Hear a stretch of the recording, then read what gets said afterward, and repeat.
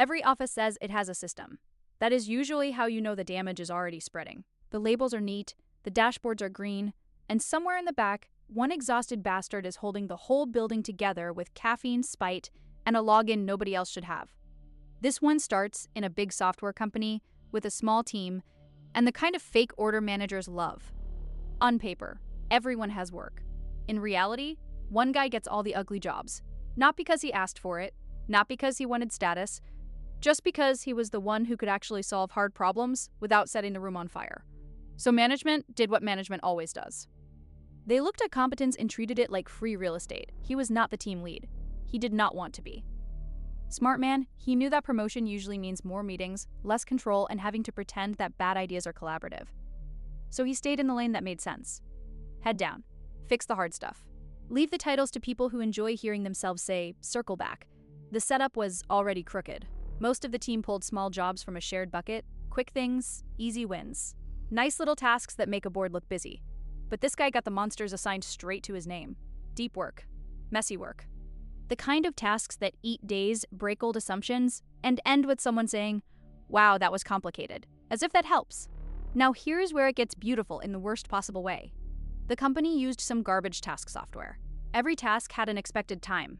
The shortest unit was 1 day. That means a 10-minute fix and a 40-minute cleanup both got recorded like they were a full day of labor. So the team bucket, full of tiny little snack-sized tasks, looked massive, bloated, productive, packed with value. Meanwhile, the hard jobs, the ones that really took time, looked lean by comparison. If you have worked in any office longer than a week, you know what happened next. Someone above him saw the numbers. Not the work, the numbers. And because numbers are cleaner than reality, they decided he was not doing enough. Never mind that he was carrying the ugly end of the operation. Never mind that his tasks were the ones nobody else wanted because they required an actual brain and a tolerance for pain. The spreadsheet said he had fewer tickets. So the spreadsheet became law. That is the betrayal. Not that management was mean. Mean would at least be personal. This was worse. This was lazy. This was a system so detached from the work that it punished the person doing the hardest part because he produced less decorative noise than everyone else. So they pushed him. Take more tasks. Help clear the bucket. Show more throughput. You can almost hear the PM saying it with that polished tone people use when they are about to ruin your week in the name of fairness. And he did not argue. That is the part I respect. He did not launch into a big speech. He did not build a slide deck. He did not waste 3 afternoons teaching idiots how their own numbers lied to them. He just said, fine. Then he started grabbing more work from the bucket. And because time is finite, the assigned work slowed down. Of course it did. You load more onto the one functioning support beam, the ceiling does not get impressed. It cracks. The big complex tasks started backing up. Deadlines moved. The hard issues sat longer. The stuff only he could do stopped getting done at the old pace because now he was burning hours on trivial nonsense that made the board look healthier. That is office life in one ugly little frame. Management sees output falling and thinks the answer is redistribution. Then the one person who understands the weird legacy nightmare, the hidden dependencies, the undocumented garbage under the floorboards, gets dragged into doing chores so the metrics can sparkle. The cost does not hit immediately. That is why leadership never learns. The bill shows up later, wearing steel-toe boots. Soon enough, the damage became visible.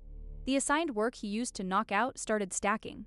The very jobs they depended on him for began slipping because they had forced him to perform productivity theater. And only then, when reality finally kicked the dashboard in the teeth, did anyone notice that maybe the workload was not interchangeable after all. Maybe task count was not the same thing as value. Maybe a human being solving one nightmare in 3 days is not less useful than 3 people closing 15 baby tickets before lunch. But that lesson always costs more than it should. Because by then, trust is gone. The smart employee has seen the truth. He knows the company would rather distort his day than fix its own measurement problem. He knows being good at his job does not protect him. It just paints a target on his back. Perform too well, and you become infrastructure. Silent. Essential. Underfunded. Blamed when anything shakes. And that is how we slide into the second story. Because once you understand that offices love surfaces and hate maintenance, everything else makes sense. The same mindset that overloads one competent employee also ignores the machine in the corner until it starts spitting nightmares. A client calls tech support about a vending machine. Tea is not coming out right. There are ants around it. Already bad.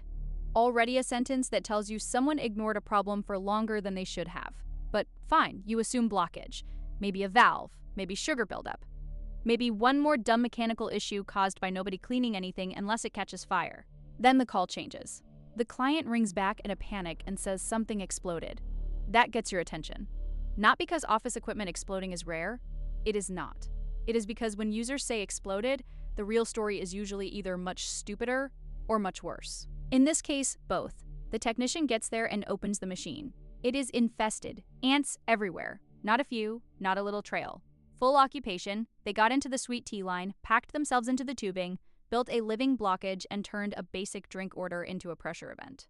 So, when the machine tried to serve tea, it did not dispense a beverage. It blasted ants into the cup. That is the whole company right there. You ask the system for something normal. It delivers concentrated neglect. You wanted tea. Here is a cannon full of consequences. And because users are users, the client tries to make this the machine's fault. Like the ants were an internal feature. Like the hardware woke up one morning and decided to generate insects. Then comes the truly cursed request.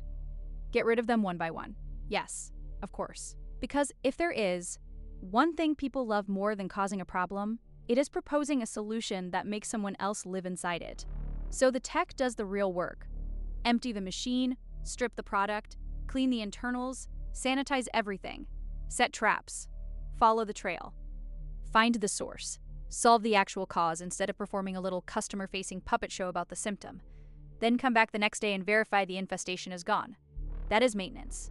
Not the fake kind. Not the email about standards. Not the poster in the break room. Real maintenance is dirty, annoying, and usually arrives after somebody already tried to save 10 minutes by ignoring a warning sign for 3 weeks. Ants do not appear out of thin air. They are a receipt.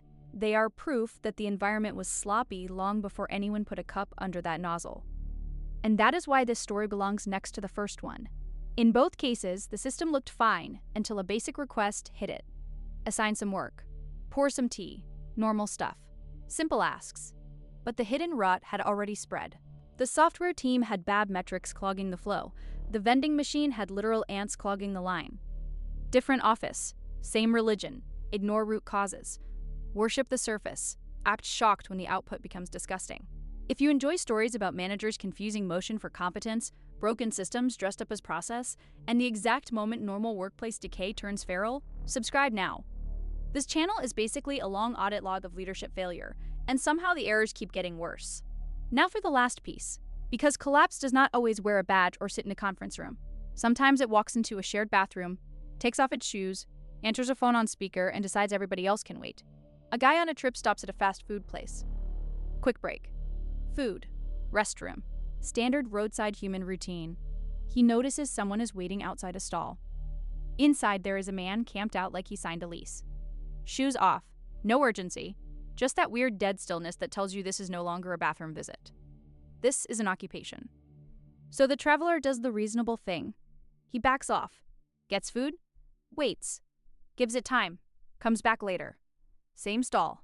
Same guy. Still in there. At this point, it stops being a bodily function and starts becoming a hostage situation. Then the phone rings, and the man answers. On speaker. Loud enough for the room. Casual as hell. No shame. No hurry. Just broadcasting from the throne like he is dialing in from a private office suite. Someone outside knocks, gives him the polite signal that another human being exists, and the stall king fires back with the kind of answer that should get you removed from civilization. Basically, you can wait. I am busy being disgusting in public. That is the third form of system failure. Not bad software, not bad maintenance, pure selfish occupation of a shared resource. One person decides the rules are optional, and everybody else is expected to absorb the delay, the smell, the noise, and the insult. And they usually do. That is the part that matters. Most systems do not fail because one person behaves badly. They fail because everyone around them is forced to route around the bad behavior until it becomes normal. But this time, somebody pushes back. He goes to the counter and does not give them the honest version, because the honest version would sound merely annoying. Annoying does not trigger response. Annoying gets a shrug. So he escalates the language. Says there may be drugs involved in the bathroom. Suddenly, management energy appears from thin air. Amazing how that works. A bodily hostage crisis is nothing. A hint of liability, though? Now we have urgency. Staff react fast. Because risk language cuts through the fog better than courtesy ever will. And that is another office truth.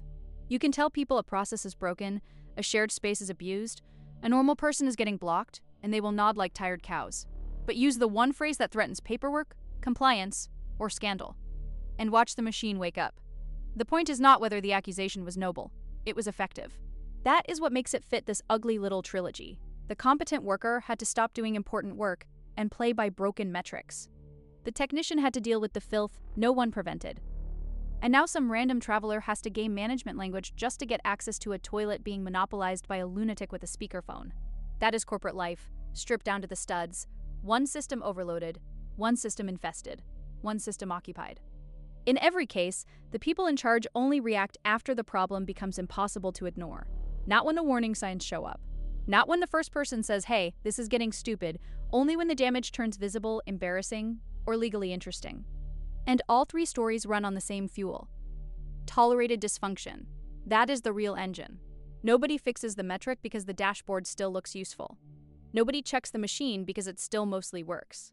Nobody confronts the stall squatter until his behavior gets translated into the magic language of liability. The decay is not hidden, it is accepted. That is worse. You see it everywhere. The best worker gets loaded until he becomes a bottleneck by force. The dirty machine keeps running until hygiene becomes an incident. The shared space gets hijacked because everyone has been trained that making a scene is less acceptable than enduring one. The system never collapses in one clean cinematic moment. It sags, it stinks, it delays, it humiliates people one at a time. And the cruel joke is that executives love to call this resilience. They love that the employee picked up more tasks. They love that the tech solved the infestation. They love that frontline staff handled the bathroom problem. In reports, these are wins. Examples of flexibility. Teamwork, responsiveness. They never write down the part where the system only survived because somebody lower down swallowed a mess they did not create. That is why people burn out. Not from one emergency, from being used as patch cables for broken design. From watching preventable problems become personal burdens.